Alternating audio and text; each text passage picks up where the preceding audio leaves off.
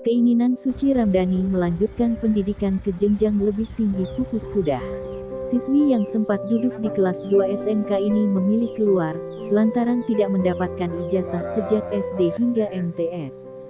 Abdul Hamid, orang tua dari Suci Ramdhani, mengatakan anaknya sekolah di SDN 10 Penatoi. Saat tamat tahun 2017 silam tidak menerima ijazah seperti siswa lain.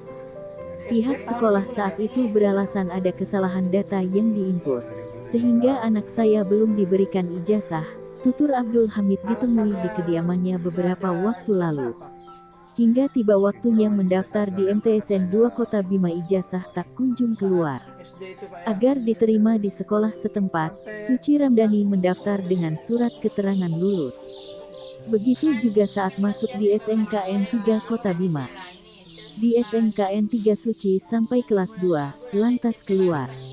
Karena merasa percuma sekolah, toh tidak dapat ijazah sama dengan waktu SD dan SMP, keluhnya.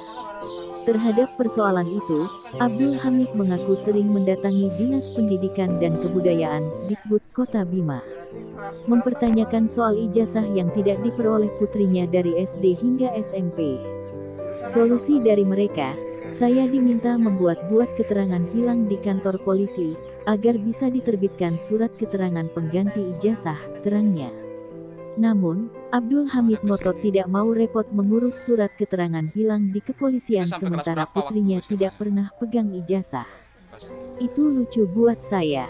Kenapa saya direpotkan, sementara mereka yang bermasalah? Kecuali ijazah tersebut hilang di tangan putrinya, ia menyanggupi mengurus surat keterangan kehilangan untuk mendapatkan surat keterangan pengganti ijazah. Selain putrinya, Abdul Hamid mengaku ada satu orang siswi di kelurahan setempat bernasib sama.